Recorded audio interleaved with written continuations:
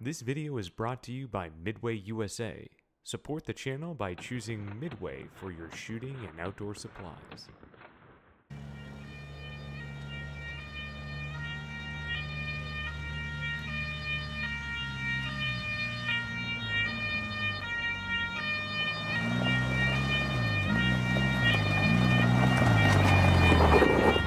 Morgen, mein Lieber. Ich bin der Problemlöser. Mach schnell.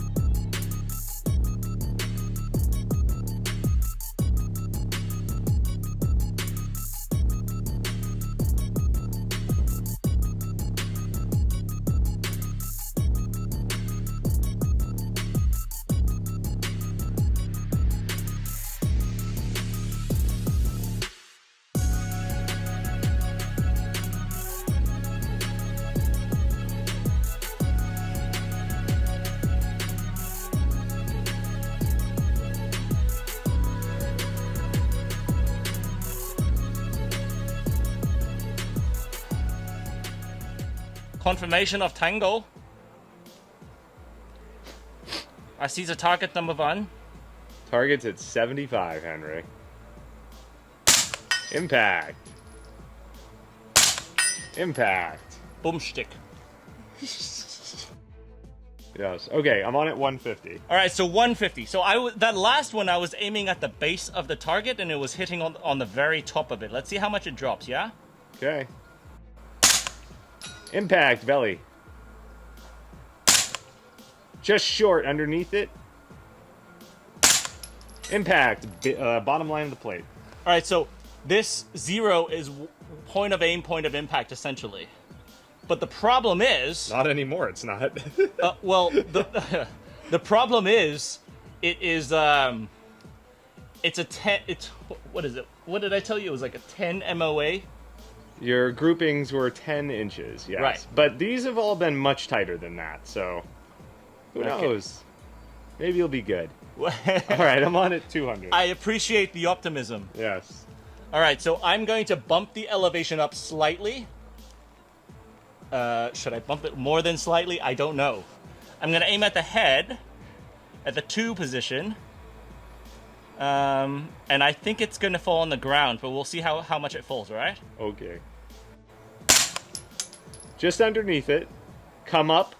Half target. Impact on the right edge. Impact. Okay. Not terrible, Josh. Sniper MP5 is still going. But I shall give it a little bit more elevation right now. All right, I'm on at 250. All right. So this is the 300 meter for the rifle. Short by target and a half. Come up, target and a half. Just over his right shoulder, come off half target. Splash just low left. Impact center, re-engage. Splash short, half target. Splash short off the right by a full target. Okay, I think this is a cone of fire. I'm going to just hold. Impact. Nice. Henry, I've got something beeping over here periodically. Do you know what that is? Where is it beeping? It sounds like it's in my left ear. I don't know if it's this. I heard some beeps too, but I didn't know if it was... Is it? Those don't beep. Okay. It's not my watch. On my phone. Alright, I'm on at 300. Alright, the target is... The scope is bottomed out. Like, it will not go any farther. Okay. You ready? Yeah, I'm ready. I see it. Like, target and a half short. Yeah. Impact. Splash just off the right. Same hold, just re-engage. Impact. Nice. All right, I'm on over at 350. Okay. Okay, you see the berm behind it? Or not the berm, the big mound at the 800 yard range on the left side. If you walk up the berm along the tree line, you see that branch that's a little bit off colored, it's white.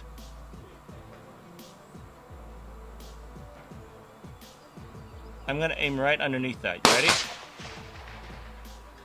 Okay, 350. 350. Narnia. One more. Oh, that was a cougar berm. Okay, I'll give it a little bit more elevation. Okay, splash just over his head, half target. Okay. Come down, half target. Splash just short on the right edge, or right side by a full target. Splash right at the base, half target to the right. Splash just at the bottom right. Impact head. No call. Impact. Imagine getting snuffed by an MP5 SD at 350 yards. Imagine the humiliation that Taro would have. Oh my god. The first like 5 shots, he didn't know what it was. What is this? Some bugs, some animals scattering about. Okay, I'm on at 400. Oh my gosh, are we really doing this, Josh? Come on, buddy. Splash. One full target short, left edge. Splash, base of the target, one target to the right. Oh, out of ammo.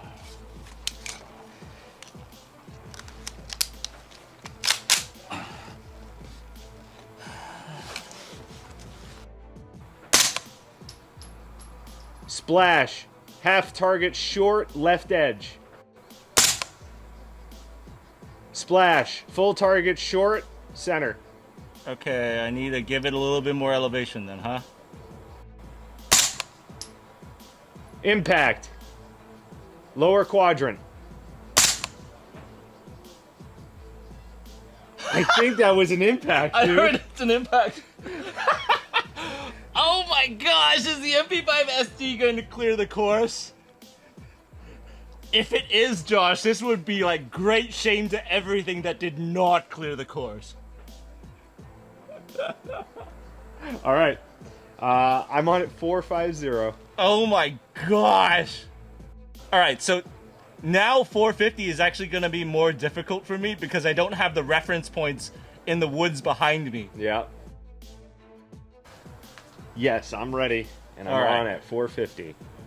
This is messed up, Josh. This is so messed up. Come on, buddy. Let's see it. Splash. Full target plus short. Come up a target and a half. Target short. Come up a full target.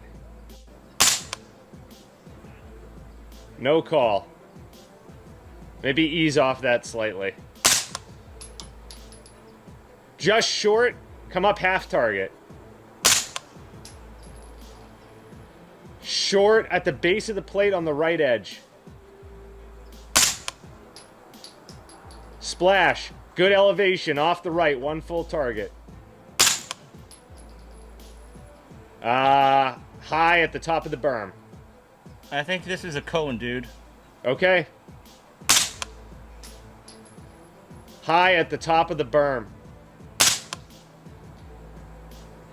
Oh, I assume over the top, no splash. I actually pushed it lower. I don't know, dude. I didn't see a splash. Well, this is up to Jesus to make it happen now. Just underneath him on the right edge.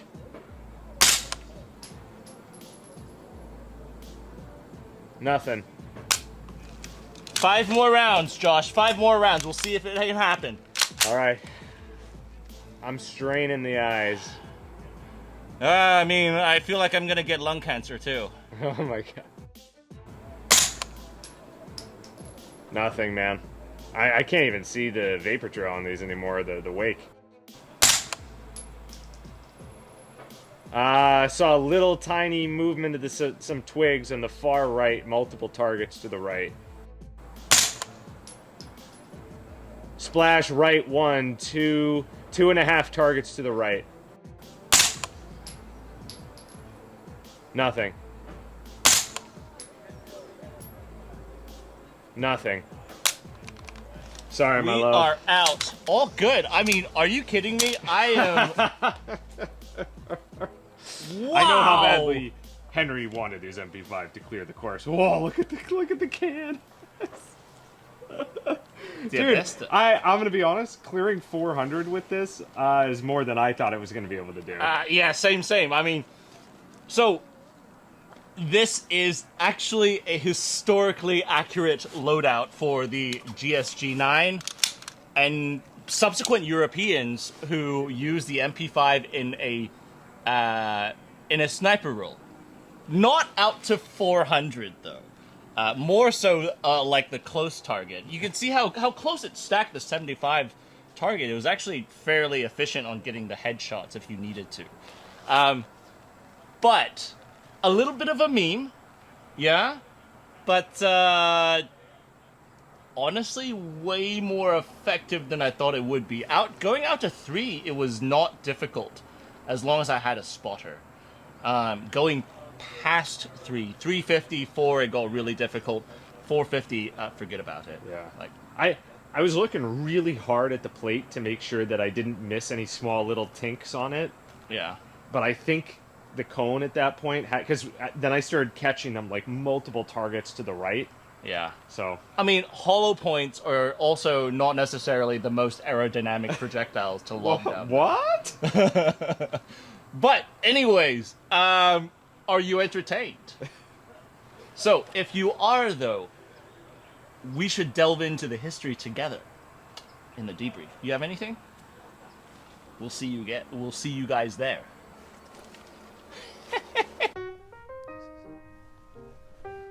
Hallo. This is a rolling object. Such an easy solution for weight bearing and the transfer of momentum. This concept is elegantly incorporated in some of these finest small arms in the world. Natürlich aus Deutschland. Now I hope you're enjoying the show so far.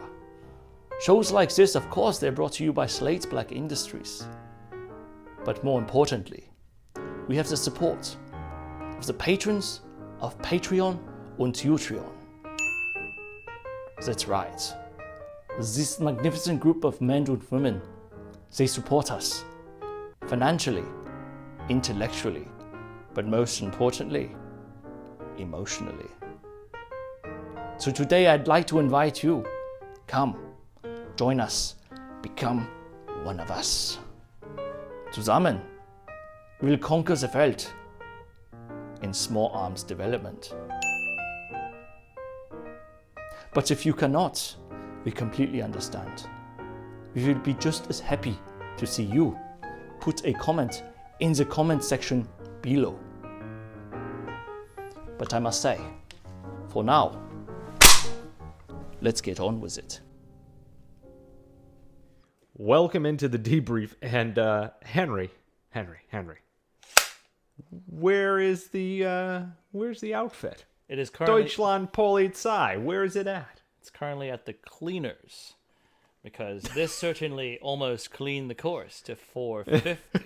So clearly, Joshua, this is the sniper dream weapon system. Or is it? The best, Henry. Indeed, the best. Well, look, I think it's important for us to say straight away here, and I know that we're probably going to actually talk about this quite a bit. This isn't a meme. There's actually some historic context to this configuration. This is a meme. This is a historical meme, Josh. A historical meme. Look Fine. at this. But anyways, to your point. There's actual context and history behind this configuration. You didn't just strap a sniper optic on top of a MP5. That's right. That would be the GSG9 who strapped a sniper optic on an MP5. But we'll talk about the actual historical implementation shortly. Because, again, as Josh was saying, this is a very real thing that elite counter-terror forces had used through the 60s, 70s, 80s, and even through the 90s. However, Joshua, we reached 450 with 9mm hollow point plus P ammunition. How did you enjoy the spotting? Spotting this was tough because there's not really any visible trace from what I could tell. As I believe, in spite of it being plus P, like it went subsonic almost immediately. Yes. So seeing the trace of the round or the wake or whatever going out, basically impossible. Very difficult to see anything. I was relying almost completely on just splash when the round landed. Thankfully, there was, for the most part, splash on the way out.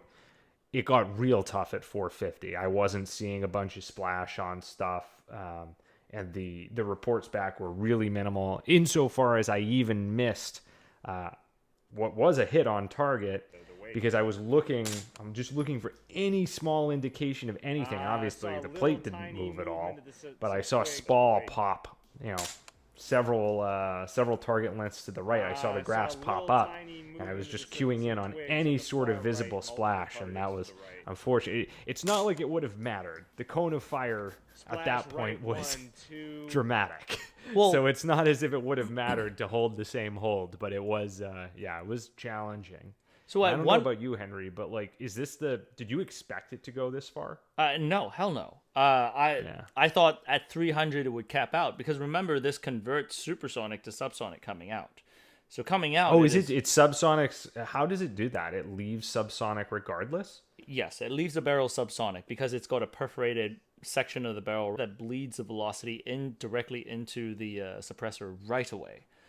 That would make sense as to why I could not see any sort of trace then, wouldn't it? Yeah. So it was... Yeah, the furthest I've shot 9mm handgun, I've shot it like 200-ish or so.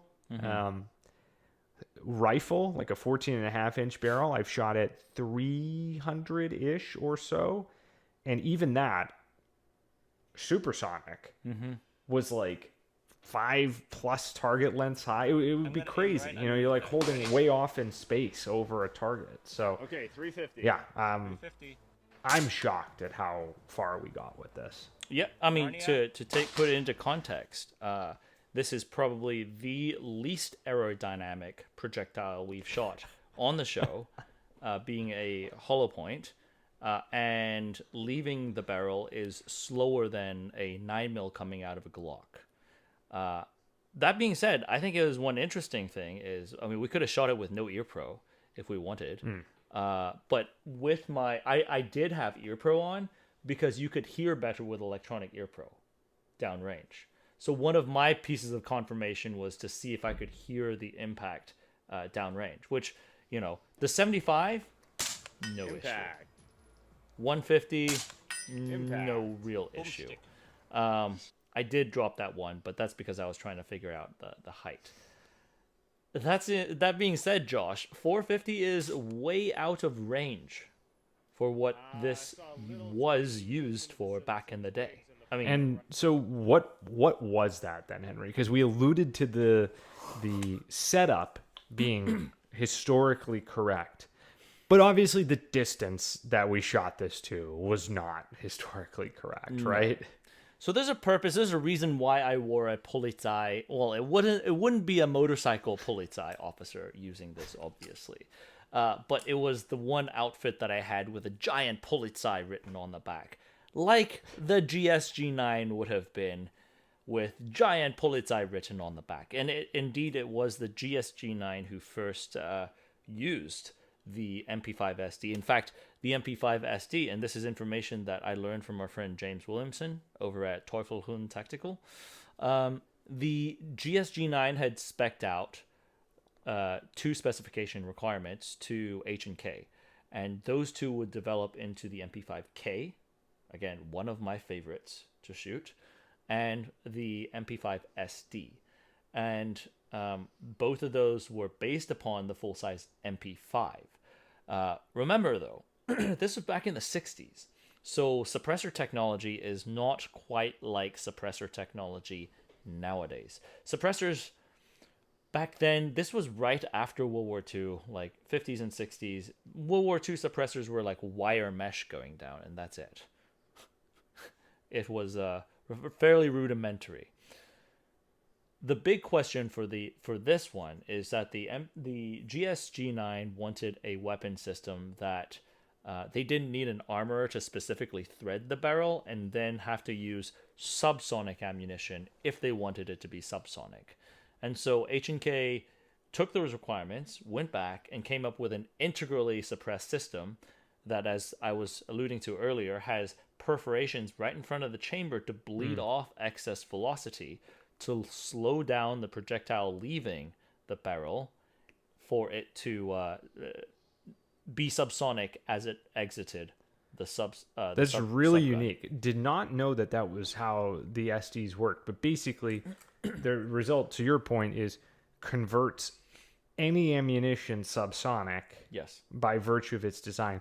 What does that do to if I were to run it with subsonic ammo? Does it make it like that much slower by bleeding off velocity? Yeah, it's even slower.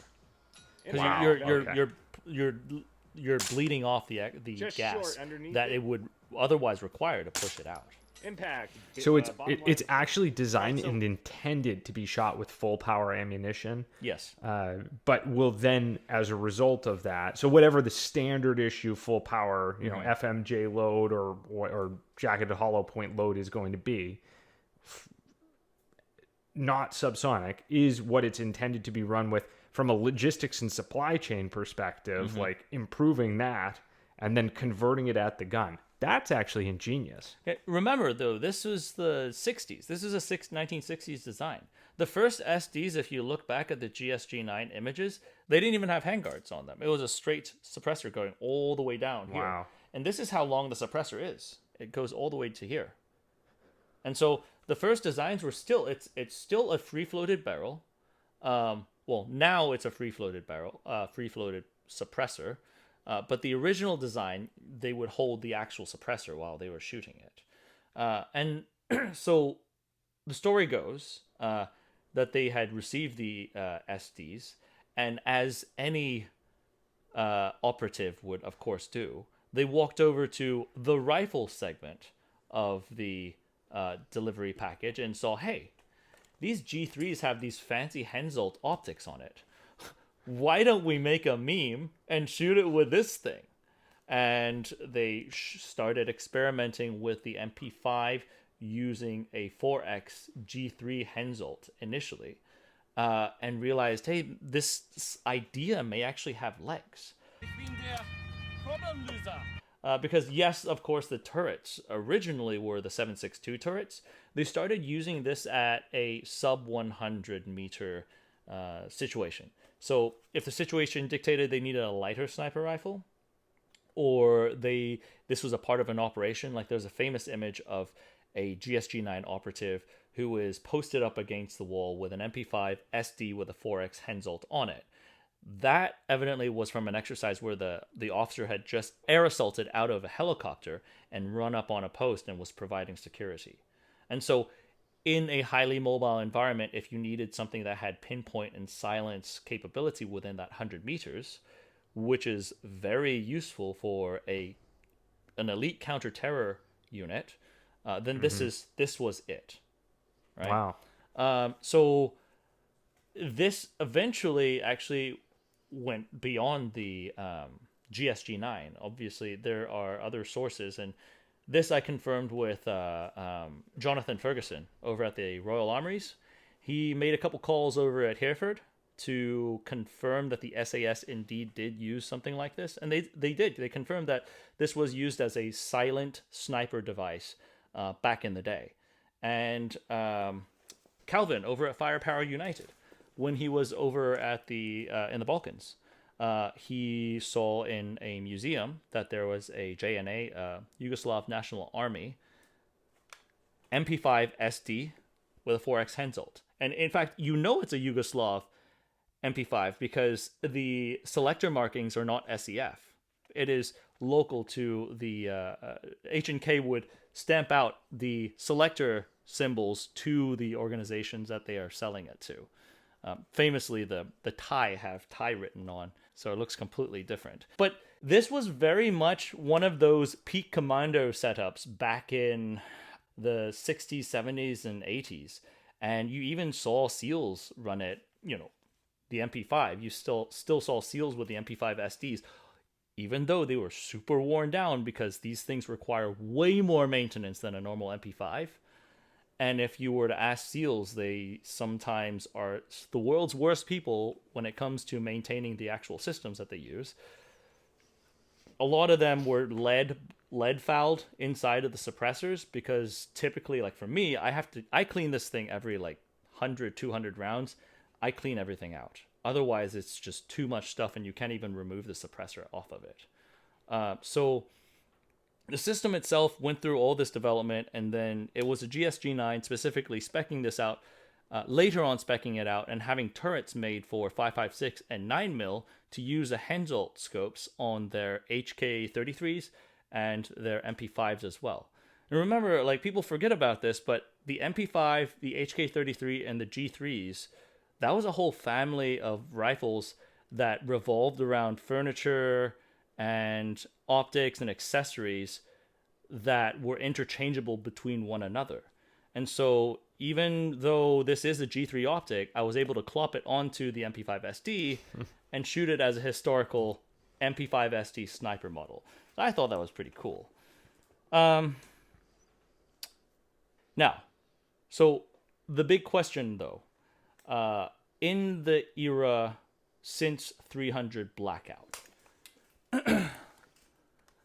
the MP5 SD, I think, is very interesting because it solves a logistical problem that they had in the 60s. Is there any relevance to something like this in the current era in the urban location? But one other thing I forgot to talk about.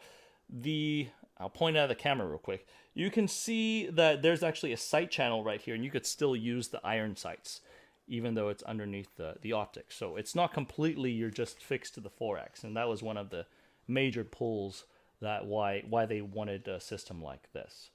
But coming back to the question, right? In the modern era, is there really anything that this requirement fulfills? Two things, I think, with the advent of 300 blackout, and everyone focuses on that. The other side, with the proliferation of subsonic 9mm. That was an exotic entity back in the 50s and 60s or whatever. With the advent of subsonic 9mm, I think there is less of a requirement for something like this, because this is very much a logistical solution to a logistical problem that the Western world had faced back then. In fact, I think using subsonic 9mm in a full-size MP5 is probably better because you can use hollow points that match that velocity better than a plus P going slower than its intended velocity for the hollow point to expand. Right. Yeah. I don't know. When I think about it from a terminal effect perspective, shooting what is in effect at maximum a 147, right, compared to a subsonic, to your point earlier, 300 black, that's what, 200 or 220 or something like that. All those grains matter, right? As if you're trying to shoot at 75 or 100 or whatever. Yeah, all that stuff matters, I imagine. Yeah. I mean, regardless, getting clipped at sub 100 multiple times with a super silent weapon system MP5 SD, full-size MP5, or 300 blackout. That's not a good day for anyone to begin gonna suck, right? Yeah. Gonna suck. Yeah. So, like, I think this is one of those things, right, that a lot of times when we look back to it, I mean, this looks like a huge meme of a rifle. It is. But the logistical constraints that generated something like this fills a really interesting solution that we've actually came in different methods in solving that problem for the modern era. Well, and I think let's just for clarity here, like to your point, yes, it is in the modern era is a like very quiet, sort of precision oriented setup to be used at shorter ranges, and to be packed more easily, et cetera, et cetera. Are those things valuable? Absolutely, and are still absolutely being actively employed, right? Like that's without question. When we then say whether or not this is the right vehicle to deliver that in a modern world, that's where the answer probably becomes no, not anymore. Well, and I wouldn't even say it's no because of just the munitions and the terminal performance. The increased maintenance of the SD system is absurd. That perforated barrel, I have to clean it so much more than anything. It's very cool. Don't get me wrong. It's super cool to take out and shoot. But what Josh doesn't see is whenever I come back, I look like a chimney sweeper. Like my hands look like I sweep chimneys for a living. You don't have that same problem with 300 blacks. Well, maybe you still do, but not to that extent. Or an MP5 SD. You could still, or an MP5 full size with subs. You could still stretch that for a little bit longer if you really wanted to. But I have to be clear here. This is not an actual H&K. Gasp. I know. So I wanted to be clear here. So I commissioned this to our gunsmith Mike to work on because he's done a few conversions at this point.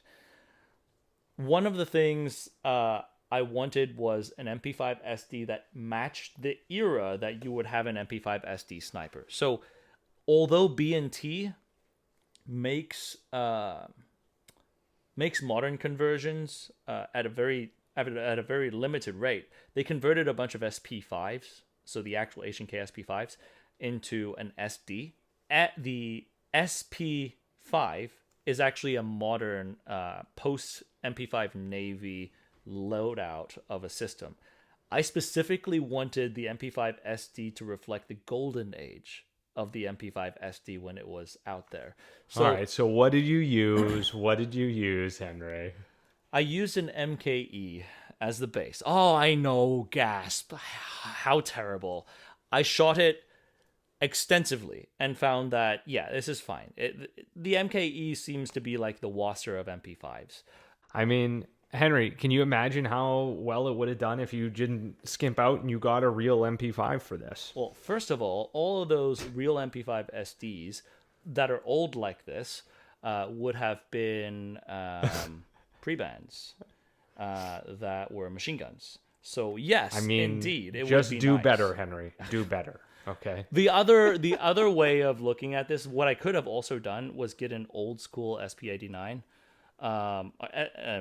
HK94, and basically do like pull the barrel out and all that. But the HK94 being a pre-ban era long barrel MP5 rifle without the mag latch, I just couldn't do that. Like, I could have done that. I could have gone on and gotten a pre-ban to do that, but I'd feel bad completely disassembling an H&K built collectible pre-ban.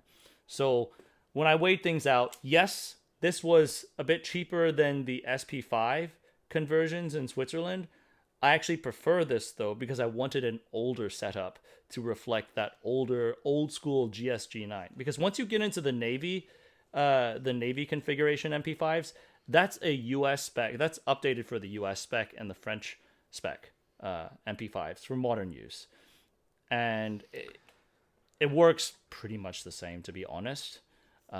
If you're a true, I wouldn't say autistic, particular collector, then no, it's not H&K. But the components were all licensed by H&K with a production. So, anyways, we have our lovely MP5 SD clearing the range at 450. So, Josh, clearly this is the king. It is. It's definitely the king. And if anybody tells us otherwise, we'll have words. Gang, thanks for stinking around to the end of this one. If you enjoyed the episode, like, comment, subscribe. If you want to see Henry have to shoot more difficult stuff like this, let us know in the comments below.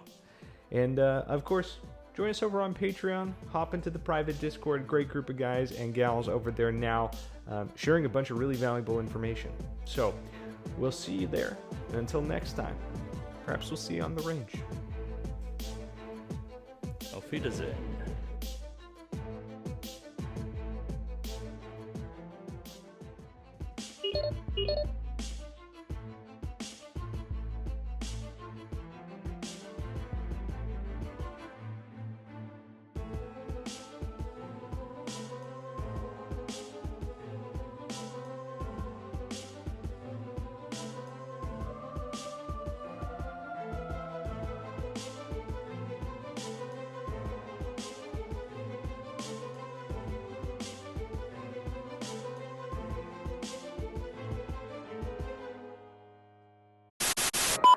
Cyber 16, this is Steel 96, 4 Vic, 8 packs, REDCON 1, green to green. How copy, over? Steel 96, this is Cyber 16, roger, over. 1 6, Steel 91, 1 pack,